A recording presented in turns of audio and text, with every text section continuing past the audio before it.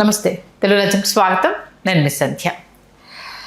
భారతీయ జెండా త్రివర్ణ పతాకం, ఇది మనందరికీ తెలిసిందే. దశాబ్దాలుగా మనం అందరం సాల్యూట్ చేస్తుంది. కాకపోతే ఈ వారం రోజులుగా ఆగస్ట్ 15th దగ్గర నుండి బిఫోర్ 3 days నుంచి కంపేర్ చేసుకుంటే భారతదేశం జెండా అంటే త్రివర్ణ పతాకం ప్లేస్లో కాషాయ జెండాను తీసుకురావడంలో తప్పేముంది అంటూ కొందరు యూట్యూబర్స్ చేస్తున్న తలతిక్క డిస్కషన్స్ తెరమీదికి రావడంతో భారతీయుల్లో ఒక రకమైన గందరగోళం అనేది నెలకొని ఉంది. ఒక పార్టీ కాషాయ జెండా అనేది ఒక పార్టీకి సంబంధించింది అన్న నినాదాన్ని తెర మీద తీసుకొస్తూ కాషాయం అంటే భారతీయ జనతా పార్టీని ఎలా ఆపాదిస్తారు అంటూ భారతీయ జనతా పార్టీ నుంచి కూడా అటాక్ అనేది స్టార్ట్ అవుతుంది. మరి త్రివర్ణ పతాకాన్ని మార్చాల్సిన అవసరం ఏమొచ్చింది? నిజంగానే మార్చే ఆలోచన బీజేపీ చేస్తుందా? ఒక పార్టీ జెండా భారతదేశపు జెండా ఎలా అవుతుంది? మరి యూట్యూబర్స్ వేరే వెనక నుంచి ఊతలు లేదే మాట్లాడే పరిస్థితులు ఎంతవరకు ఉంటాయి తెలుసుకునే ప్రయత్నం చేద్దాం. ఇదే అంశానికి సంబంధించి మనతో మాట్లాడడానికి సామాజిక న్యాయ విభాగంలో పనిచేసిన మోడీ కోర్ మెంబర్లో ఒకరైన మన తుర్కా నరసింహులు గారు మనతో ఉన్నారు. ఆయన మాటల్లో మరింత సమాచారం. నరసింహులు గారు నమస్తే. నమస్తే. ఏంటి త్రివర్ణ పతాకం ప్లేస్లో కాషాయ జెండా ఉండాలి అనేది బీజేపీ ఎప్పటి నుంచో ఆలోచన చేస్తుంది, ఇక మీదట దాన్ని ఇంప్లిమెంట్ చేసేందుకు అడుగులు వేస్తుంది అనేసి అంటూ గత వారం రోజులుగా ఒక వాదనను కొంతమంది యూట్యూబర్స్ వినిపించే ప్రయత్నం చేస్తున్నారు. ముందుగా త్రివర్ణ పతాకం ప్లేస్లో కాషాయ జెండా అనేది ఎంతవరకు కరెక్ట్? అంటే త్రివర్ణ పతాకంలో కాషాయం ఉంటుందా? ఉంటుందండి, ఉంటుంది కదా. ఉంటుంది. ఓకే. అంటే ఇక్కడ కాషాయ తత్వం, కాషాయ మూలతత్వం ఒకటి మనకు తెలిసి ఉండాలి. ఒకటి త్రివర్ణ పతాకంలో కాషాయం ఉందంటే ఉందంటే తెలిసి ఉండాలి. తర్వాత ఈ కాషాయంలో ఎవరు ఫాలో చేశారు, ఎవరు అభిమానించారు అనేది కూడా చరిత్రలో మనకు తెలిసి ఉండాలి. చరిత్రలో తెలిసి ఉండాలి. మనకు రీసెంట్గా చూసుకుంటే అంబేద్కర్ గారు ఏ మతం పెట్టారంటే లాస్ట్కు బౌద్ధం కదా. బౌద్ధ సన్యాసులు కాషాయం వేసుకోరా? వేసుకుంటారు కదా. దాంట్లో ఎంతో పవిత్రత, ఎంతో దాని నిగూఢమైన అర్థం ఉంటుంది. అంటే తెలుగు కూడా మనం కాషాయ మన 3 రంగుల జెండాలో తెలుగు కూడా ఒక అర్థం ఉంటుంది. ప్రశాంతత, శాంతి, దాని కూడా దీని కూడా అర్థం ఉంటుంది కదా. తర్వాత దీని మూడింటి కూడా తర్వాత మన యోగులు, ఋషులు, సర్వసంగ పరిత్యాగులు కూడా కాషాయం వేసుకుంటారు కదా. అనంతమైన శక్తిగా లింక్ అయ్యి ఉంటుంది అది. ఆ కాషాయాలు ప్రతి ఒక్క కలర్, ఈ తెల్ల కలర్ ఎందుకు కనిపిస్తున్నారో దీనికి ఒక కారణం ఉంటుంది. సైన్సే ఉంటుంది. నల్లగా ఎందుకు కారణం ఉంటుంది, అన్నింటిని అబ్జర్వ్ చేసుకుంటుంది. బయట కలగలేదు. అన్ని రేస్ని సూర్యుడు విభజన ఉంటుంది, సూర్యకిరణంలో అన్ని అక్కడ నుంచి కూడా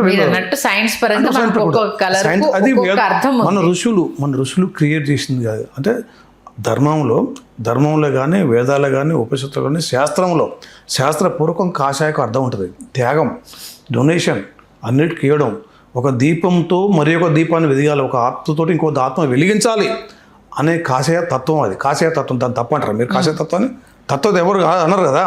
కాషాయతత్వం అనేది మన భారతీయత, త్యాగము, సనాతన, తర్వాత సర్వేజన సుఖనిభావం ఇవన్నీ ఇముంటుంటాయి కాషాయంలో. అన్నింటికి గౌరవించడం ఉంటుంది అది. దాన్ని అంటే కాషాయం అనగానే కొంతమంది కోపం. ఎందుకు కాషాయం అంటే కోపం? చాలామంది అంటారు కదా కాషాయం మీద కోపంతో ఆ మాట అంటారు. మీరు కాషాయం మీద కోపంతో అటు అంటారమ్మా. అంబేద్కర్ దాన్ని పూజించినప్పుడు స్వాములు వాళ్ళంతా ఈ గురువులు ఆశ్రమాల్లో, ఆరాములలో, బౌద్ధంలో మొత్తం కాషాయం వాడతారు కదా. అంతే కదా. అయితే కాషాయం అంబేద్కర్ గారు బుద్ధిజాన్ని మీరు అన్నదాంట్లో కాషాయ జెండాను, కాషాయ రంగును చూసి దాంట్లో ఉన్న అంశాలు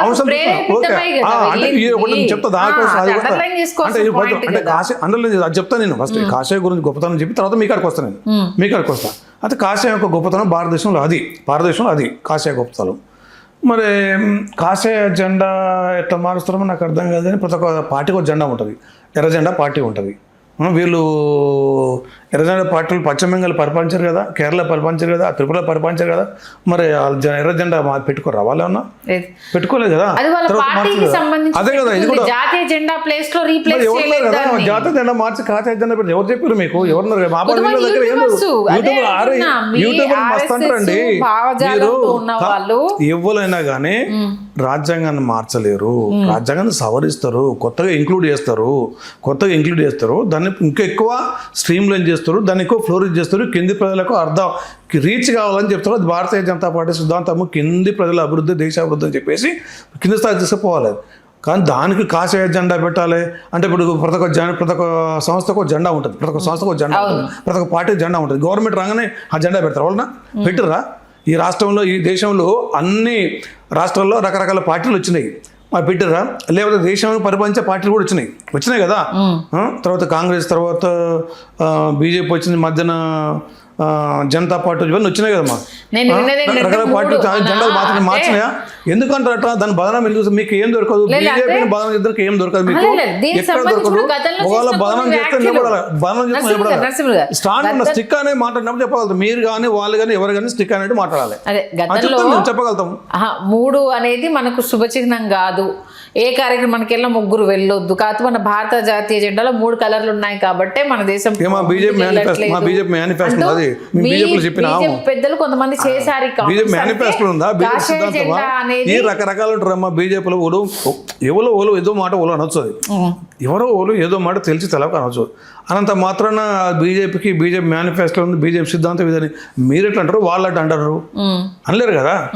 అందులో ఇప్పుడు ముస్లిమ్స్ ఉంది, కత్తికో కండగా వెళ్ళటాలు. వాళ్ళు ఇస్లాంలో ఏముంటుంది, ఇస్లాంలో ఏంటుందని పూర్తిగా మనకు వ్యతిరేకమైన అంటారు జనరా మంది. అరే మనం మిసాలు పెట్టుకుంటారు, మిసాలు తీసి గడ్డం పెంచుకుంటారు రాబాయ్. మనం సూర్యుని పూజిస్తే వాడు చంద్రుని పూజిస్తారు రాబాయ్. మన ఆవును చూస్తే ఆవుని మనడు కోస్తారు రాబాయ్, ఆవుని కోస్తారు రాబాయ్. లేకపోతే మనం మామ కూతురు తీసుకుంటారు, చిన్నమ్మ కూతురు తీసుకుంటారు రాబాయ్. మనకు వ్యతిరేకంగా వాళ్ళు లేవని ఓడుంటాడు. వాడు ఒక్కడు తిరిగేటాడు, వాడు హిందువు అయినా కూడా అనొచ్చు. లేకపోతే ఇస్లాంలో ఏంది, మా క్లోజ్ ఫ్రెండ్స్ ముస్లిమ్స్ కొంతమంది, వాడేమిటో అన్న అంత మంచిగా ఉంది కానీ మా దాంట్లో ఈ విగ్రహం చేస్తూనే ఒక కొట్టాలు ఉంటుంది, దేవుణ్ణి విగ్రహంగా పెట్టి కొట్టాలని మన సంపాదన ఉంటుంది. అందుకనే మామూలు విగ్రహం కొడతారు, దేవుని కొడతారు. అందుకనే గజని, గోరి, ఖిల్జీ వాళ్ళంతా దాడులు చేశారు. ఔరంగజేబు చాలా గుళ్ళు కొట్టరే, టిప్పు సుల్తాన్ 100 గుళ్ళు కొట్టారు. అందుకని తప్పు చేశారు. దాంట్లో కూడా మా మతంలో ఒక తప్పు ఉందంటే వాడు ముస్లిం. ఆయనంత మాత్రం మేము అనలేము, తప్పు అనలేము కదా. ఎవరో ఏదో ఉంటారమ్మా, దాన్ని పట్టుకొని మీ బీజేపీ ఇట్లా మీరు ఇట్లా అని చెప్పేసి పొగడ చేయకపోయి ఒకవేళ చేస్తే మాట్లాడండి. మేము స్టిక్ అనే మాట్లాడతాం, అంట స్టిక్ అనే మాట్లాడతాం అట్లా. అంటే ఇది వీళ్ళ స్వయం ఆలోచన తప్పితే బీజేపీ మేనిఫెస్టో కాదు, పార్టీ సిద్ధాంతం. పార్టీ విస్తృతమైన ఆలోచన ఉంటుంది. విస్తృత ఆలోచనలో మీరు చిన్న పట్టుకొని మాలాంటి వాళ్ళని అడిగి తప్పంటే మేము ఏమని చెప్పండి, క్లారిటీ ఇవ్వాలి కదా. క్లారిటీ ఇస్తున్నాం కదా. అరే మా చెప్పుకునే చెప్పాలి కదా. వాళ్ళు అంటే ఆర్ఎస్ఎస్ భావజాలం తీసుకురావాలి, ఖచ్చితంగా కాషాయ జెండా మీరు 370 ఆర్టికల్ ఎంత నష్టం అయిందో మీరు చెప్పండి. అది పాక్ కాశ్మీర్ ఎందుకు పాకిస్తాన్ పోతుంది చెప్పండి. చూడు మేధావులు కదా, ఎందుకు పోయిందో చెప్పండి. మరి పిఓకు ఎందుకు పోయింది, దానివల్ల ఎటువంటి పరిణామాలు వస్తుందో చెప్పండి. తర్వాత రోహింగ్యాలు ఎందుకు వస్తారు మన దేశంలో, ఎంతమంది వచ్చారు, ఎన్ని లక్షలు వచ్చిండ్రు. ప్రపంచంలో ఒక దేశానికి ఇట్లా ఇన్ఫిల్టర్ అయిపోయిన ఇంతమంది కోట్ల మంది ఉన్నారా, లక్షల మంది ఉన్నారా ఏ దేశంలో అయినా కానీ. అమెరికా అట్లా పోతాం, మనం ఒక్కరు కూడా పోలేం అమెరికాకు. మరి ఇక్కడ భారతదేశంలో విడిగా ఈ బార్డర్ ఉన్న రాష్ట్రాల ప్రభుత్వాలు, మమతా బెనర్జీ కానీ కమ్యూనిస్టులు కానీ విచ్చలవిడిగా రమ్మంటారు. వాళ్ళు చేంజ్ చేస్తారు. ఈ దేశం మీద ప్రేమ ఎందుకుంటుందండి వచ్చిన వాళ్ళకి ఈ దేశంలో వాడు బతకాలో, భోగాలో, అనుభవించాలో, దోసుకోవాలంటే దానికి వాళ్ళు జనాభివృద్ధి దోసుకుంటారు అంతే. వాళ్ళ దేశం ఎందుకు ప్రేమ ఉంటుంది కదా. వాళ్ళకి మేధావులు ఇవన్నిటి సమాధానం చెప్పాలి. వీళ్ళంతా మేధావులు వీటన్నిటి సమాధానం చెప్పరాదు. మీరు రాముడు అరే రాజ్యాంగంలో రాముని బొమ్మ ఎందుకుంది అది చెప్పమని తీసేమని చెప్పారు మేధావులు. అంటే నేను మేధావు అంటే స్టిక్ అని మాట్లా మీ విషయంలో మాట్లాడుతాను మేధావులు అని చెప్పాలి. అట్లా అంతే కదా. మీరు చెప్పండి, మేధావులకి అదే క్వశ్చన్ చేస్తున్నాం. మరే మన భారత గ్రీక్ నాగరికత లేదు, పర్షియన్ నాగరికత లేదు, అన్ని నాగరికతలు పోయి ఏ దేశంలో కూడా ఏ మతాలు రాజ్యాలు వెళ్తున్నాయి. ఇప్పుడు ఏ మతాలు రాజ్యాలు వెళ్తున్నాయి. మరి అక్కడ నాగరికత లేదు కదా, అక్కడ మతాలు లేవు కదా. ఇబ్రూ మతం కానీ తర్వాత పర్షియన్ మతం కానీ ఇవన్నీ లేవు కదా. మన దేశంలో కూడా కొలగొట్టబోయారు ఎందుకు చెప్పండి. మరి ఎందుకు మన దేశం ఇంకా మన సంస్కృతి కాపాడుకుంటే ఎందుకో చెప్పండి. మేధావులు ప్రతి ఒక్క అంటే డిస్కస్ చేద్దాం పడండి. రారోళ్ళు పారిపోతారు, గుంట నక్కలేక పారిపోతారమ్మా. ఇక వాళ్ళ గురించి అన్నారని మీరు చెప్తాంటే ఏమని చెప్పండి. వాళ్ళ ఒకసారి డిబేట్లో కూర్చోబెట్టే చెప్పాను, నేను చెప్తా వాళ్ళ సంగతి. జాతీయ జెండా త్రివర్ణ పతాకమే జాతీయ జెండా. అంతే. కాషాయం అనేది వీళ్ళు పులిమింది తప్పితే భారతీయ జనతా పార్టీ జెండా. కాషాయ జెండా జాతీయ జెండా మా యొక్క సంస్థ జెండా అవుతుంది కాబట్టి మా యొక్క పార్టీ జెండా అవుతుంది. మా యొక్క అధ్యయనానికి అట్లా గౌరవించుకుంటారు వాళ్ళు. నువ్వు ఎర్ర జెండా కాబట్టి ఎర్ర జెండా నువ్వు అంటలేవా, ఎందుకు పెట్టలేదు మరి అంతే కదా. అది వేరు. ప్రతి ఒక్క పార్టీకి ఒక జెండా ఉంటుంది, ప్రతి ఒక్క సంస్థకు ఒక జెండా ఉంటుంది, ఒక ఎజెండా ఉంటుంది. కానీ రాజ్యాంగం మార్చాలి, నువ్వు జాతీయ జెండా మార్చాలంటే రాజ్యాంగం మార్చాలంటే నేను రాజ్యాంగం మారుస్తా, మావోయిజం చేస్తా, ఎర్ర జెండా పెడతా, ఎర్ర జెండా గుర్తని చెప్పేసి తుపాకీ కొట్టడం ద్వారా రాజ్యాంగాన్ని వీళ్ళు అంటే ఎవరు తెలుసా? ఈ దొంగలు మీరు ఆలోచించండి. మోడీ గారు అనగా పదం ఈ అన్ని దొంగలు ఎవరు తెలుసా? ఎర్రకోటపై ఎర్ర జెండా ఎగిరేస్తా, మావో జెండాను ఎగిరేస్తా, రాజ్యాంగాన్ని మారుస్తాము, తుపాకు కొట్టడం ద్వారా రాజ్యాంగాన్ని మారుస్తాం, వ్యవస్థను మారుస్తాం అంటారు అన్నారు. వాళ్ళే అది మారుస్తాం అనేది వాళ్ళే, మారుద్దాం అన్నది మేమేళ్ళే. తుపాకు కొట్టడం ద్వారా రాజ్యాంగాన్ని మార్చి ఈ రాజ్యాంగం మాకొద్దు, బూటకు ప్రజాస్వామ్యం, బూటకు రాజ్యం అని చెప్పేసి తుపాకు కొట్టడం ద్వారా శ్రామిక రాజ్యం అని చెప్పేసి ఆడ జెండా మారుస్తాం, మేము రాజ్యాంగాన్ని మారుస్తాం, జెండా ఎర్ర జెండా పెడుతున్నాం. వాళ్ళే మమ్మల్ని అంటారు. మళ్ళీ దొంగ మారుతారు. మీరు అన్నది చూడండి, రాజ్యాంగం మారుతున్న వాళ్ళు కదా, వాళ్ళు ఓపెన్ చెప్పుకోరు కదా.